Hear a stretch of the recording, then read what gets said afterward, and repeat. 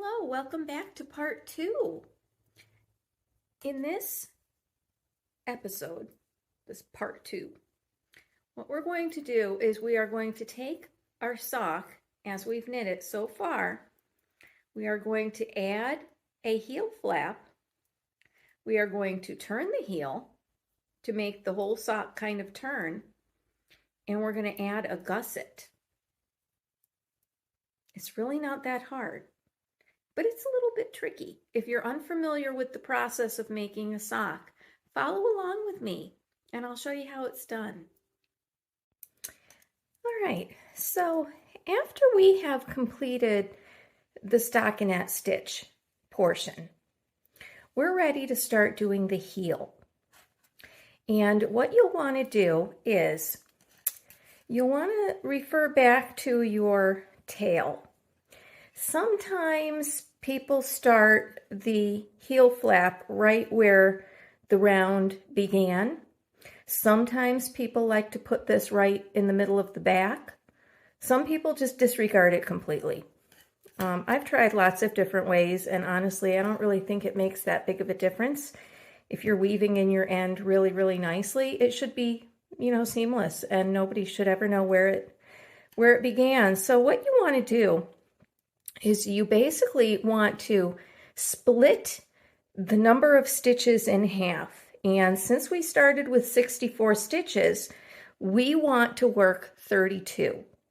So you're going to, for 32 stitches, what you want to do is this lovely heel pattern. This is called the heel flap. What we want to do is slip a stitch, and because we're not doing any kind of decrease, we slip it purlwise and knit, and slip and knit all the way across the right side rows. Now I say rows, and sometimes I misspeak and I call around a row, but these truly are rows. We are going to be working back and forth, or what other people like to call flat, as opposed to circularly. So we have a right side row.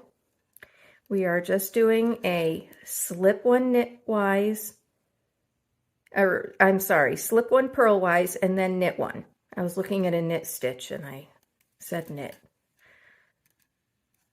So we're just going to do that all the way across. Now some people actually like to slip their stitches knitwise. It all depends again on the look that you're going for and what you're comfortable with. Some people like to alternate these. So you've got a slipped stitch, so that it alternates, sort of like seed stitch. I like them kind of all lined up, like little soldiers. And then on the wrong side row, we want to slip this stitch again. And I'll show you why we're slipping the first stitches. The wrong side rows, we simply purl across. Couldn't be easier. So this type of heel flap, it's decorative. It takes a lot of wear and tear. It's sort of stretchy, and it sort of retracts to be more firm kind of at the same time. It's a neat thing. But we don't want to have to darn this too often. So we want all these stitches to kind of be compressed in here. And what we're going to do is these two rows, the slip stitch row and the purl row, we want to do them 14 repeats or 15 repeats. I've written my pattern a little bit confusing. I just have the right side and the wrong side, and then I say repeat them 14 times. Now, whether you count the first 2 rows in that or not is up to you, really, because what we're doing is we're trying to get, some people go by the square method. When their heel flap looks like it's a perfect square, they're ready to go, but I like to count the rows. Counting the rows, or repeats rather, is easy. There's 1, 2, 3, 4, 5, 6, 7, 8, all the way up. When you count rows, you don't count the stitches that are on the needle. So your last counted row will be right there. And when your heel flap is ready, when you've done the requisite number of repeats and you're ready to turn the heel, this is how we do it. This is where the fun starts. So we're going to go back to just knitting the stitches. We're not going to be slipping anymore. And what we want to do, well, we're slipping the first stitch. We want to knit 17 stitches now. 1, 2, 3. And the reason why we're doing a set number, we want 18 stitches on our right hand needle. That is just past the halfway mark of these stitches, and that's how we're going to start turning the heel. It'll become clear. And that's how patterns differ, how many stitches are worked in this process. I like to just count. So we want 18, 2, 4, 6, 8, 10, 12, 14, 16, 18. We want 18 stitches. Now what we're going to do is our SSK, slip, slip, knit these two together, and then we want to knit one and turn our work. Just turn it right in the middle of the row. If you've never done this before, it's going to seem odd, but this is what we're doing. Slip your stitch, purl 5, 1, 2, 3, 4, 5. And now we're going to purl 2 together and purl 1 and then turn. And what we're doing is we're decreasing 1 stitch on each end. We're maintaining sort of a neutral stitch, and by decreasing these stitches, we're gonna work across all the stitches. It's fascinating. If you've never done it before, it's fascinating. Now we need to slip 1 and knit 6. Now here I am with 6 stitches, and here's what I want you to look at. Do you see how there's this stitch and then there's a little bit of a gap? That's what we want. We want to look for this. This is where we do our SSK. We're sort of bridging that divide. Work those together, knit 1, and turn. And now you don't really have to count anymore. We're just going to slip our stitch and we're going to purl until we reach our separation area. And then we're going to bridge that gap again by purling 2 together. Here it is. You can see it. So we are going to purl 2 together. This is kind of tricky when you're trying to film and you're kind of farther away from your work than you're used to. So bear with me. Turning our work again. And we are just going to keep doing that until we literally run out of stitches. See, it's fun. I find it's very fun. You just have to get off on the right start. It's important to count those stitches at the very beginning as you're sort of setting up your workspace.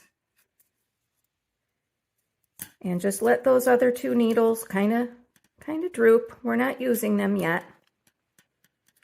Some people like to put those on a holder, so you've got a stitch holder instead of the needles, but honestly, you're doing this for such a short amount of time that I've found it's not quite worth the bother.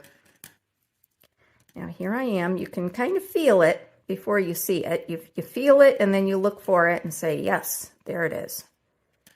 Purl 2 together.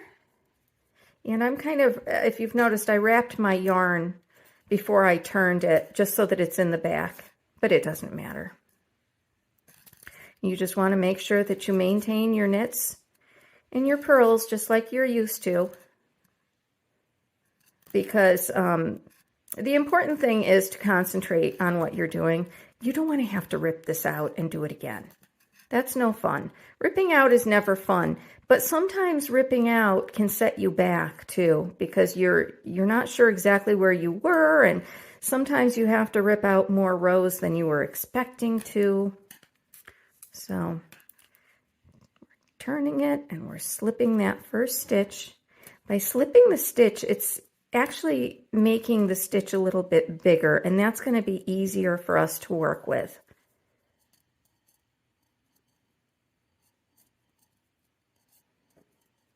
I'm sorry you have to watch all through this, but it's really the best way to learn this is to watch the process. Sometimes I can just tell you what to do, but then at other times you really want to see what's going on.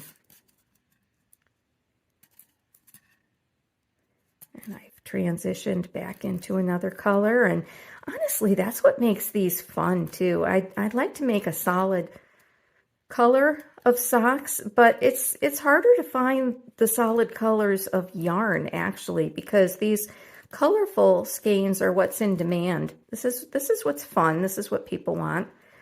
So this is what they make, because this is what they sell. Now you can see I've got 3 more stitches left on the right side row, so we're getting close.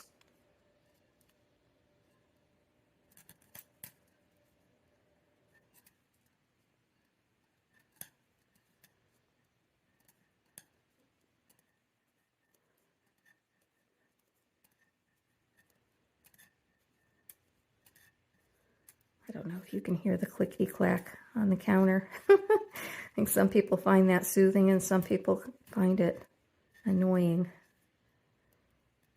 Here we want to, plus, you know, with the colors also, it helps to see where your purl two together should go. And then you see we've also got 3 stitches on this side, so we're doing good. We're doing well, I should say.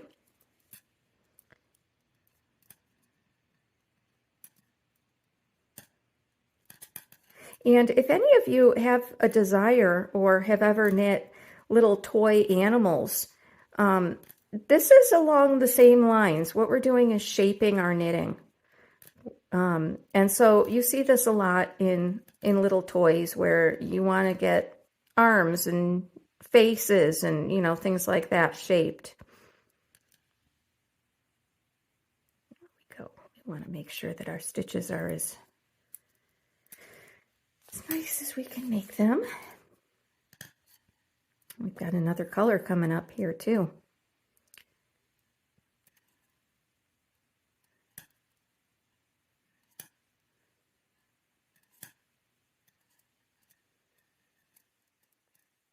Now this is what this is allowing is the heel flap itself goes down the back of your heel. And what we're doing now is putting a little place to actually put our heel. We're creating that curved area so that our heel has somewhere to sit. And then you're going to find that we're going to be going down the other way. We're turning our work at the same time. So instead of working down the sock, now we're going to be working across the foot. You know, our limbs have various angles to them, which makes knitting fun or challenging, whichever you choose, however you want to look at it. But I've always liked turning the heels. It's, you know, sometimes the stockinette portion, you know, I get tired of doing that. Now we are doing our last SSK. We can't do another knit. That's fine. Just do the SSK. We're out of stitches on that side. So hopefully, fingers crossed, we're out of stitches on this side as well. Because if you don't get it matched up, you really kind of want to rip it back and see where you went wrong. I suppose you could make it work, but you know, you've gone to all this trouble. Why not make it perfect, right?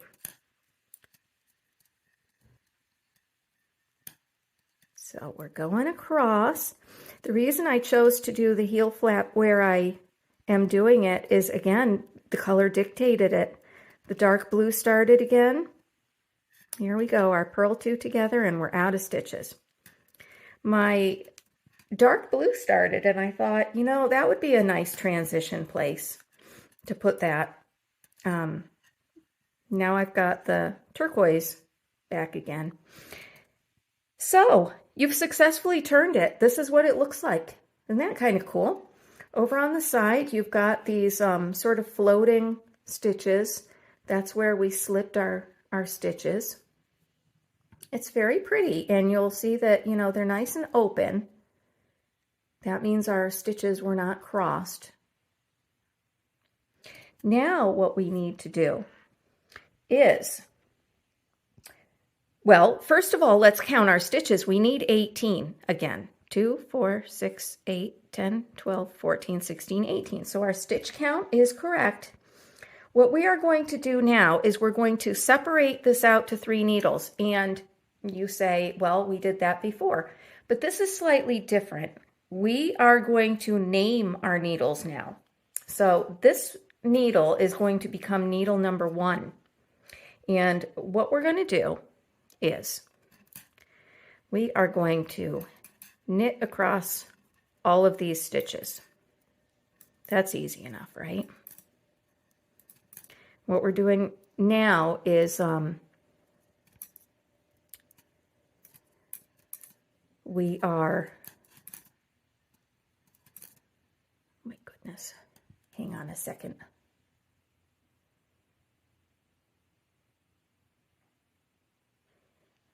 So sorry for that interruption. We are simply knitting our stitches across.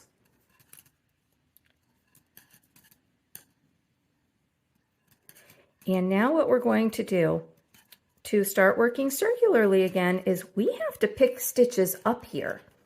We have to gather all these stitches together and somehow make sense of it all. That's where these slipped stitches come in handy. I told you they're more open, and what we want to do is we want to simply go into that stitch on the left leg. So the farther leg, we want to just go into it and knit it. And what we want to do is pick up 16 stitches. So there's 1. Get all of the plies. You don't want to pick up any more than this because we want these socks to be comfortable. We don't want, and I'm not getting that whole ply. That's why I'm kind of bailing on that. We want the whole, all of the plies in there. This one is wanting to separate. There we go. What we want is a nice, comfortable sock. We don't want any bulk. We don't want a seam. See, there's that darn... Sometimes it goes like that. The stitches just want to separate. Here's another one. That one looks like it's cooperating.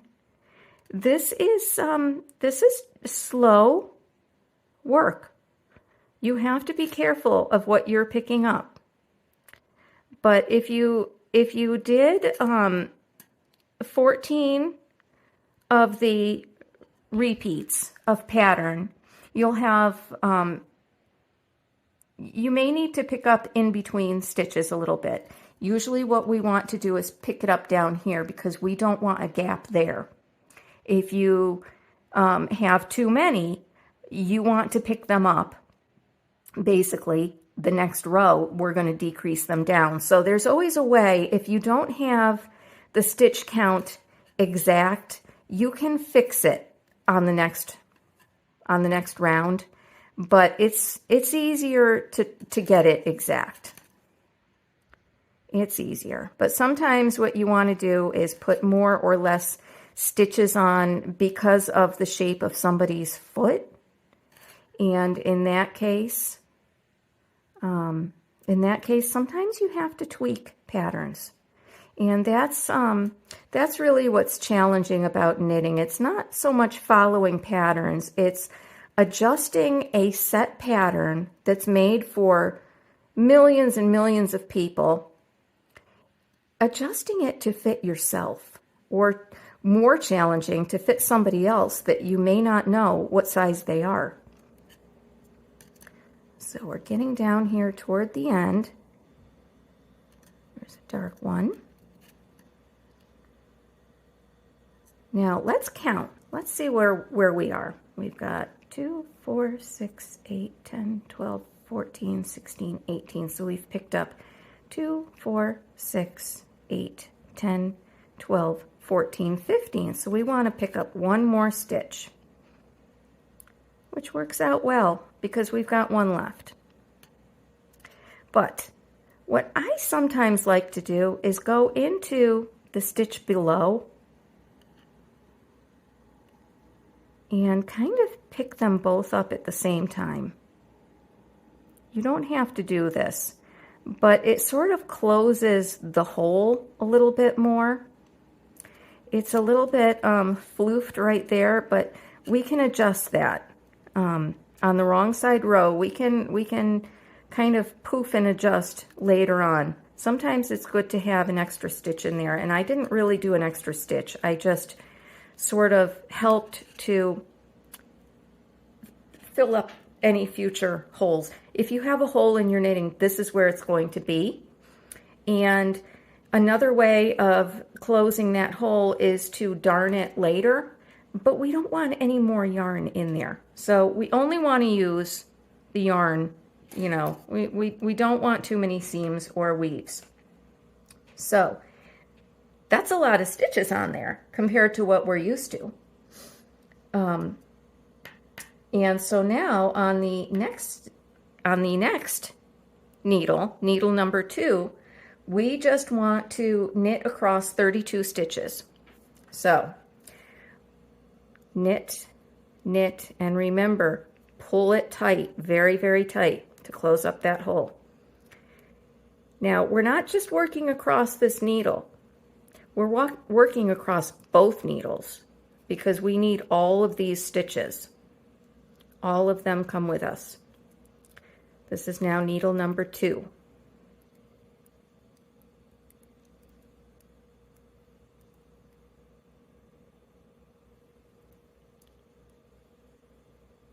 So drop that one. Pick this up, your yarn.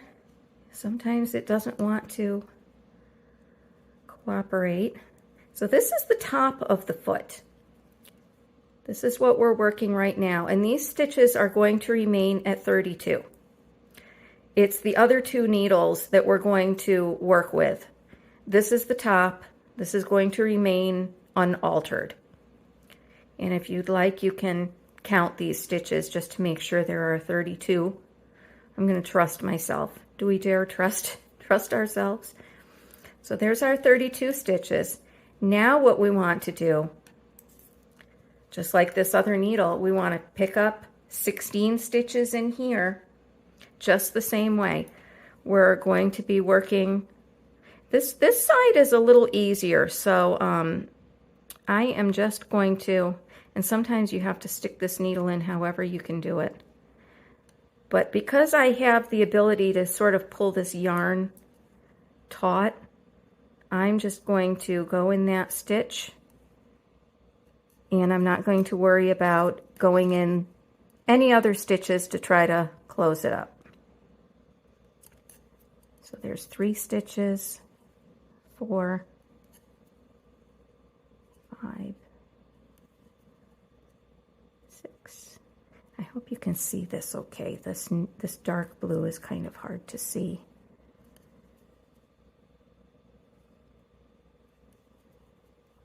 We're about to come out from the navy blue. And we don't want to pick up any of the colored threads. We want all of our stitches to look good. So all we want is this color blue.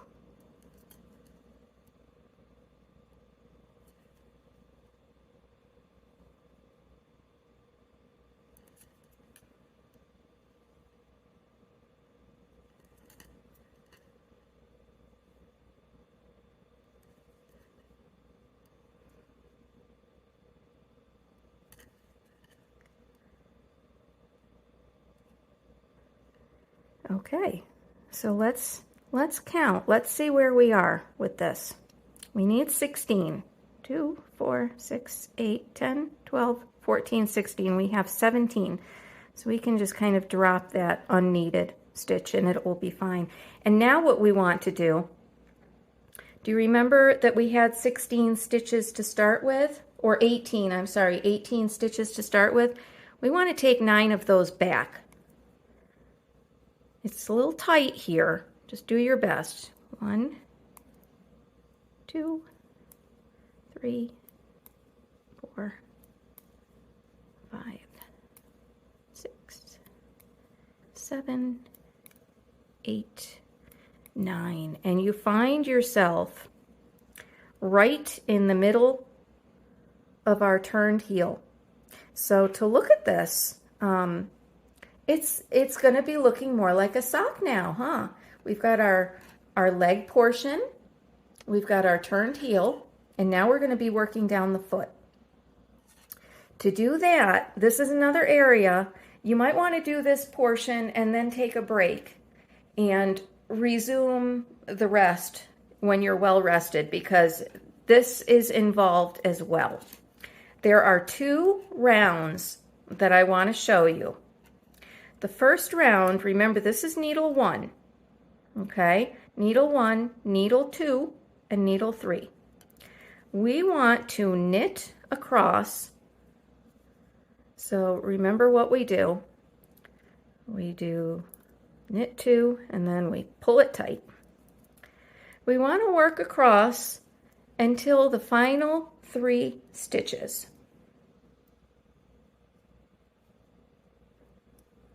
And this is how we're going to start shaping. We're shaping the sock, and do you see this is kind of messy in here? I want to kind of stop and fix that before I go on. What we're doing is we're shaping the sock, and we're doing that by decreasing stitches down to where we have sort of that original count. We want 16 stitches on our needles 1 and 3 and keep the 32 on the top. So we're going back to where we started. We picked up all those stitches along the sides. Now we're getting rid of them. We've got 3 stitches here. We want to knit 2 together. And I stopped that because I had just a little bit of the dark blue. See that little bit of dark blue? We don't want that. We want this to be nice and crisp. And then we're going to knit 1. Now what we're going to do is knit across these stitches. These are the top stitches. Remember I said they remain unaltered, so we just knit across these 32 stitches.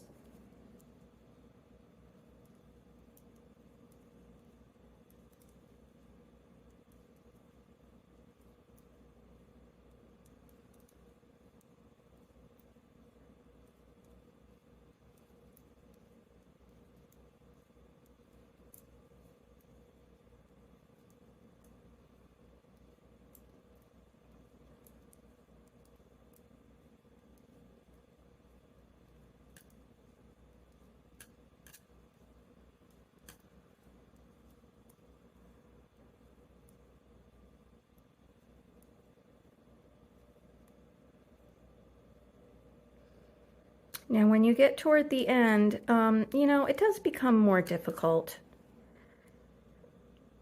I will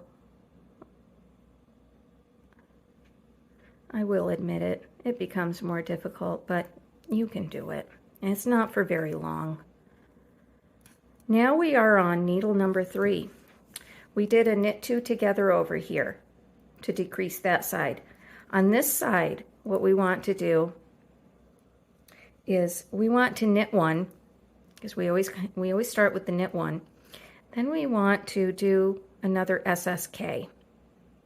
And the reason why, pull that a little bit tight, the reason why we want to do that is because we want a left slanting decrease on the left side and a right slanting decrease on the right side. That makes sense, right? So when you do that, they're called paired decreases or mirrored decreases. It's the same decrease slanting in the directions that you want it to go. And I'll show you an example of that. You know, how much more beautiful it looks. So we are almost done with needle number 3. And now we are back at needle number 1. We are at the heel flap area where that started. And what we do for round 2 is we just knit, knit, knit, knit. It's sort of a resting row. And what that does is it makes the decreases not bunched together. We're spacing our decreases out. So we're just going to be knitting across, and then we repeat the decreased rows again. And what you get at the end of it, here is a finished portion. We've got our heel flap, we've got our turned heel, and can you see the gusset stitches? Here they are. Here they are, nicely picked up. You can see how I kind of worked in the back of that one stitch, and it's you know, there's no bump. There's no bump on the inside because we're knitting into the stitch. It's glorious. It really is very intriguing. I don't know who came up with this. I'm amazed that somebody could think all this up. But we've got the top of the foot, the top of the leg, I should say, the top of the sock. And what we're going to be doing now is working down the top of the foot. So we've got, I have to separate this. This is on the holding needle. I need to separate these back out so that there's 32 across the top, and then there's going to be 16 on each side. And what we're going to do from there, what we're going to do when we've got these separated into 32, 16, and 16 is we're just going to go in stockinette stitch. We're just going to go on autopilot again until we've got a foot. Now, the stopping point for the foot is when you are approximately 1.75 inches away from the end of your toe, your largest toe. We want to stop because what we're going to do is we're going to do similar decreases to get the toe so that it's shaped like this. Okay? So for this portion, I know this has been long and you're scratching your head, but you know, just take it slowly. All I want you to do is the heel flap, turn the heel, pick up the stitches for the gusset, and decrease yourself down to 16 stitches, 32 stitches, and 16 stitches. And then start working in stockinette stitch again. And when you've done that on both socks, you will be ready for part 3, which is very easy. All we're going to do is some decreases just like you've just done. We're going to decrease the toe down a little bit, and then we are going to finish the sock by doing the Kitchener stitch, which is a method of joining the stitches together through the use of yarn and a needle, a darning needle. So that'll be fun. So join me back here for part 3, and we will have a finished pair of socks. Thank you for your attention to all of this. I hope you're having fun. I sure am. See you next time.